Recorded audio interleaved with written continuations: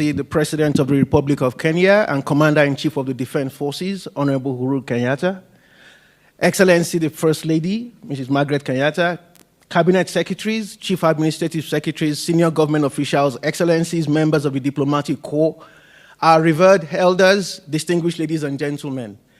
It gives me great and unparalleled pleasure to be able to speak at this very historic and strategic event, not only on behalf of the United Nations Population Fund, but on behalf of the United Nations system in Kenya.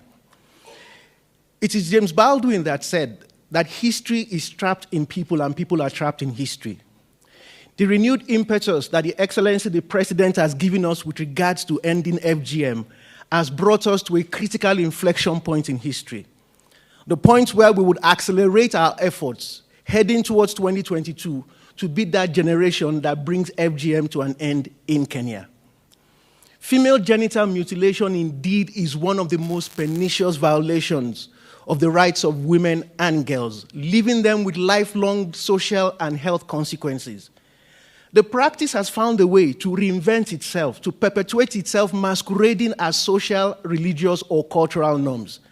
And therefore, what we're doing today, Your Excellency, with religious and cultural leaders, provides for us a very critical approach to be able to bring FGM to zero in Kenya as we look to the leadership of Our Excellency, the First Lady, to show us the opportunities and the potentialities that lie beyond zero.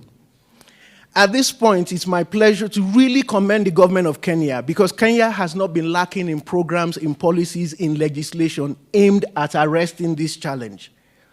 What we now have to do, as we launch today the National Policy for the Eradication of FGM, is another major step helping us to move towards that desired objective.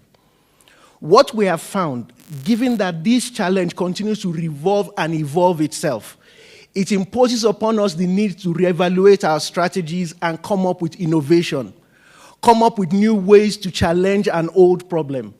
And that's why the United Nations Population Fund, in collaboration with the Anti-FGM Board and Ushanga Initiative, came up with what we call the Johari bids. This was based upon the sound programs and approaches of the FGM Board and the well-trained cooperative groups of women who are skilled in bid making by the Ushanga Initiative. We present before you a culturally acceptable economic vehicle to motivate communities not only to abandon the practice, but to improve the socio-economic well-being of women and girls. Excellency, because we are dealing with elders and religious leaders, permit me to borrow a proverb from my village in Nigeria. It is said that when the head of a hunting party tires, the entire team tires. But conversely, when the head of a hunting party is energized, everybody is energized. Excellency, Mr. President, you have energized us. And as you continue to work in promotion of the well-being of women and girls, we can only pray that may you never tire.